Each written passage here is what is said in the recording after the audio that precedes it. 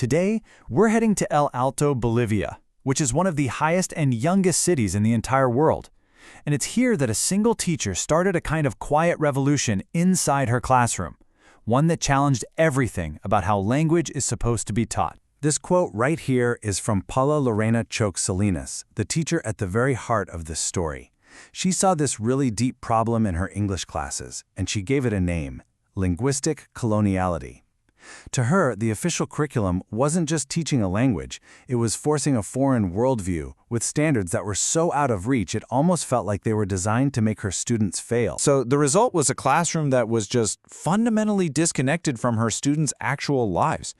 I mean, imagine being handed a map of London and then told to find your way through the streets of your hometown in Bolivia. That's how alienating it felt. And this really gets to the core of the conflict. On one hand, you have the curriculum, which expected this English-only, Western-focused world, but on the other hand, you had the students' reality. They were living in a world shaped by their Aymara culture, speaking both Aymara and Spanish, and often didn't even have the tech that the lessons just assumed they did. So what happens when you have a disconnect that big? Well, Paula's diagnosis was pretty stark. You had these huge linguistic barriers, and without any relevant materials, tests just became about memorizing stuff, not actually learning it. This meant some students got left behind, and almost everyone felt this sense of cultural alienation. The system, plain and simple, was failing them. But Paula just couldn't accept that reality. She was so committed to our community, and she said she was newly inspired by the birth of her daughter. So she decided she had to find a better way. And that's when she started to form this pretty radical new idea for her classroom. Her entire project really boiled down to this one incredibly powerful question. What if her students' native languages weren't some kind of problem to be solved? What if they were actually the key to the solution? What if the answer wasn't to subtract a language, but to add even more? So here was her brilliant idea: build a 4-language bridge. It started with Aymara, which was the students' local root. That connected to Spanish, the national language. From there, it reached out to English, the global connection. But then she added this final, absolutely crucial piece: Bolivian Sign Language. LSB, as it's known, would act as a universal bridge, a visual, physical language that could connect all the others. And this is where her project becomes so much more than just a language experiment. This was an act of what's called decolonial education. It's an approach that's really designed to challenge that old colonial way of thinking. It's all about bringing dignity back to marginalized languages, integrating local knowledge, and empowering students and their whole community to think critically. So, armed with this powerful new framework, Paula basically turned her classroom into a living laboratory. And her main tool for this transformation? Art. Art became the common language that wove everything else together. Forget just memorizing vocabulary lists. These students were actually creating. They were writing and performing trilingual songs, turning poems about protest into visual art, and even retelling ancient Andean legends using their bodies and sign language. They even started their own inclusive school newscast. This wasn't just school anymore. It was active, it was artistic, and it was deeply meaningful. And the effect was pretty much immediate.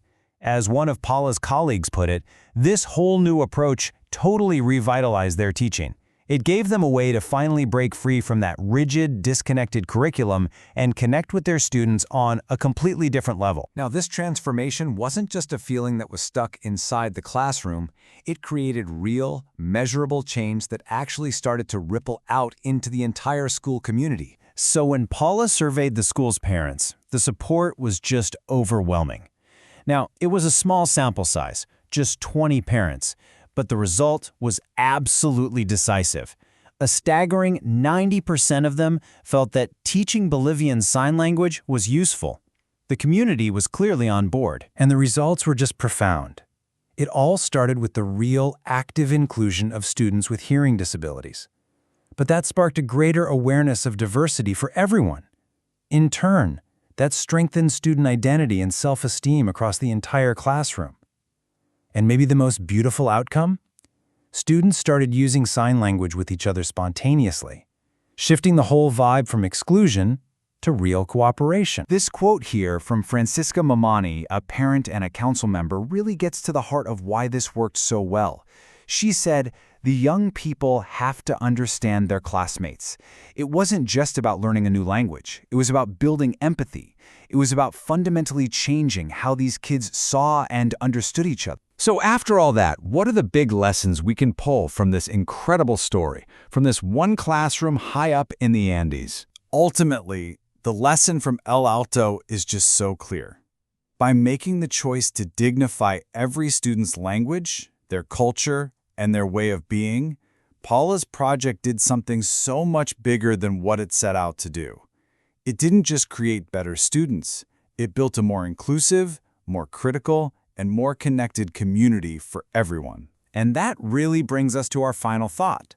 This entire transformation started with one single teacher who decided to listen to the reality of her students and her community. It just makes you wonder, if this is what one person can accomplish in one classroom, what could an entire educational system achieve if it just did the same thing?